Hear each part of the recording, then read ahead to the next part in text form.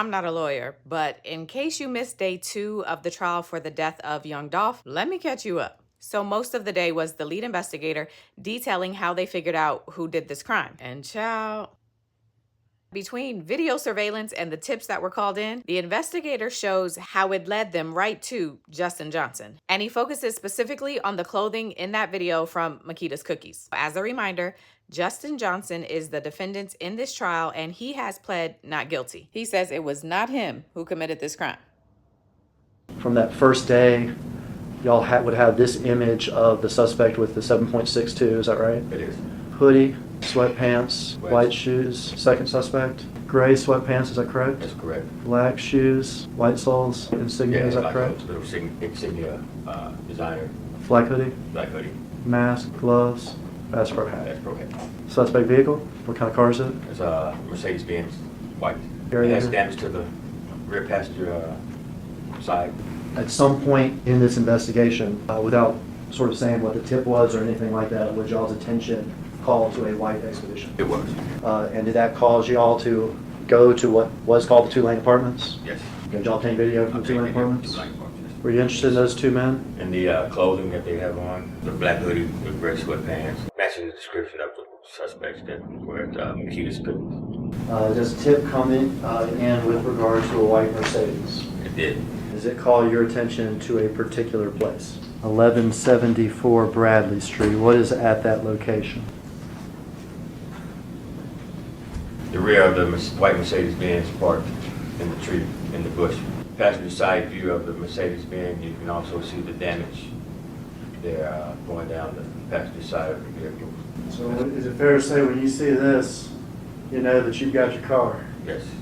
Did y'all in fact find that the car was taken in a carjacking in Memphis a few weeks before this crime? We did. So at this point we have found the murder car. We have found prints from that car that belonged to Cornelius Smith, to Kiston Garner, and to Treon Ingram. Let's take Treon Ingram first. I don't want you to tell us what he said, but as a result of that conversation, did you go back to Memphis and try to get some more video about a white Mercedes-Benz at the Valero gas station the morning of, night before, however you want to look at it, of the homicide itself? We did.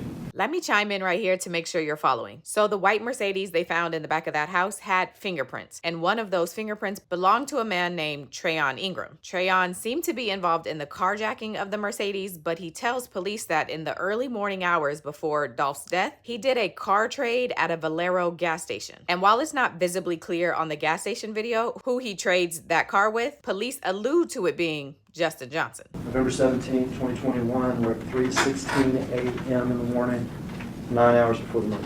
And then what is that? That's the white Mercedes. These two cars, the cars are together? Yes, sir. We pulled that together. Do we learn who this individual is? Learned that was Kiston Garner. White Mercedes, and Infinity, white Mercedes. Yes. There you've seen an individual walk around and get into the Mercedes. Uh-huh.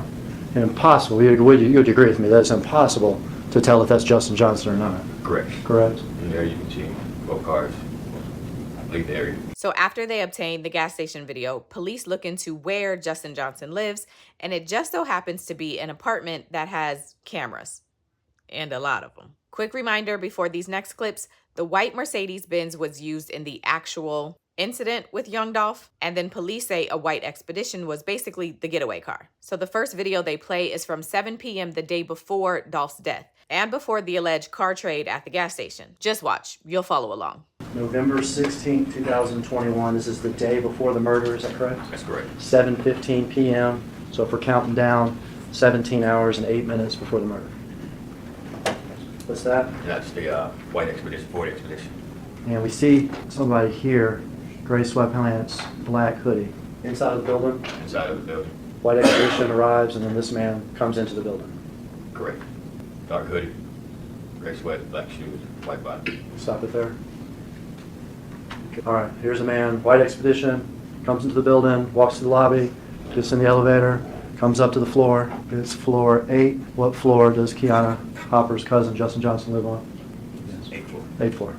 And this man has on Black shoes, white soles, gray sweatpants. A little emblem on the The sweatpants. logo inside. We all recognize that enough as a Bass Pro hat, is that right? Yes. All right, we are November 16th, that same day. Now we're at 11:13 p.m. Countdown from the murder. We're 13 hours and 10 minutes before the murder. It's going to be him coming again. White Expedition. White Expedition.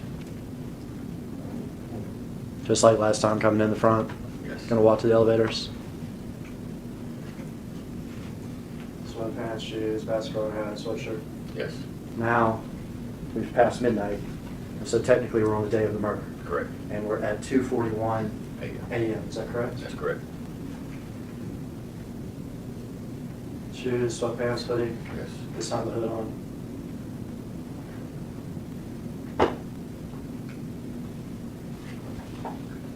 To the White Expedition. Correct. We are November 17th. Well, now we're at 4:48. Bolero happens after the 3 o'clock hour. Correct. And now back to the building at 4:48. We're 7 hours to homicide time. We know that car, don't we? That's the car that we located.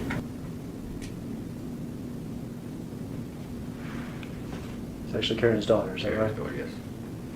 November 17th, murder day. We're only 32 minutes away from the murder of the kids. Yes. Would it be fair to say it takes 10 minutes to get from the Crosstown building to McCabe's Cookies? Possibly 10, 15 minutes. 10 to 15. Shoes, sweatpants, sweatshirt, Bass Pro hat. Yes. His daughter's with him. Yes.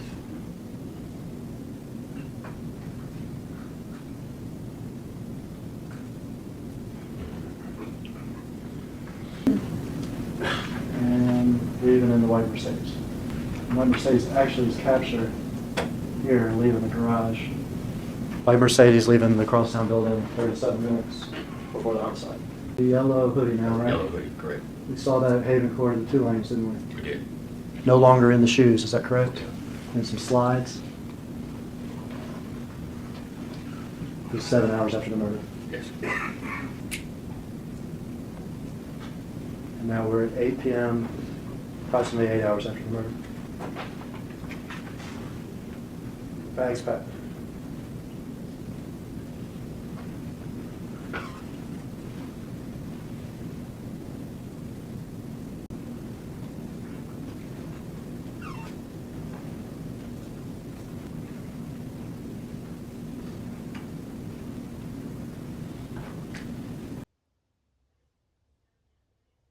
Here's Cross. You've already testified to this, but there were several prints recovered from the vehicle.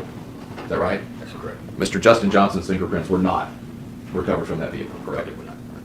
One of the items that was recovered from the Mercedes was a chapstick. The chapstick was sent to the TBI for testing. Came back with a major DNI profile of a male, but couldn't be excluded down to anything beyond a male. You recall that? No. Okay. If I were to show you the report, would it refresh your recollection? You would agree with me that the videos that were shown are confined to intentionally, right, to focus on when the white Mercedes comes in and out, when the Expedition goes in and out.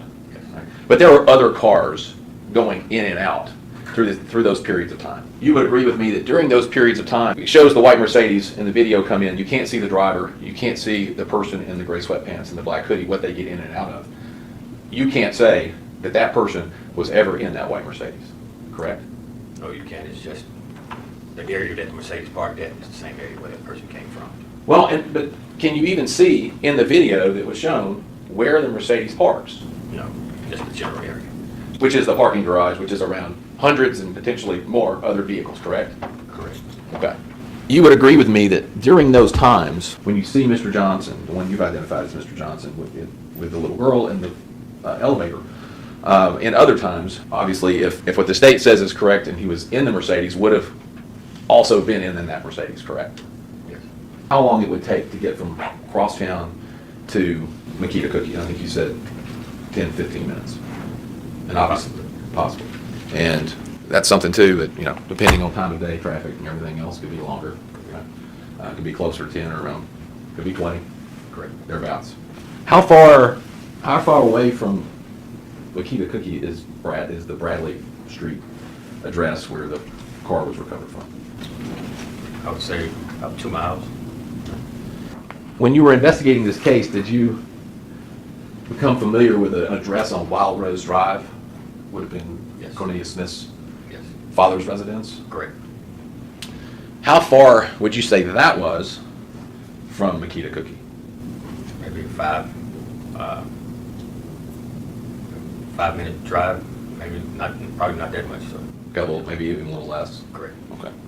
Did you ever come across any information about where the mother of Mr. Johnson's daughter lived? Yeah, we got an address, possible. Did you drive there ever? We drove to an apartment, she was supposed to be living. Okay. How far would you say that apartment was from Makita Cookie? It's a good distance. It's out in the Whitehaven area, probably closer to the 2 lanes there. Close to the 2 lane. And how far away is 2 lane from Makita? Depending on traffic, interstate through the city, probably about 20 minutes. Okay. And so, Mr. Johnson's, the mother of his daughter, the one in the video, and presumably in the video in the elevator, was 20 minutes from Makita Cookie. How, and if you don't know the answer to this, but how far would you say that would be from Crosstown, to get from Crosstown to that apartment address out of Whitehaven? Maybe 15, 20 minutes, I guess. Okay. That's my questions. Thank you, sir.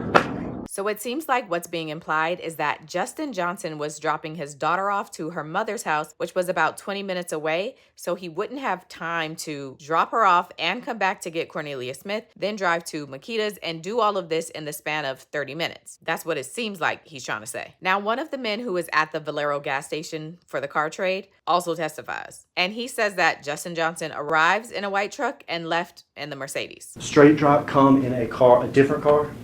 Yeah, truck. A truck? Did you know what straight drop was going to do in that Benz? That's right.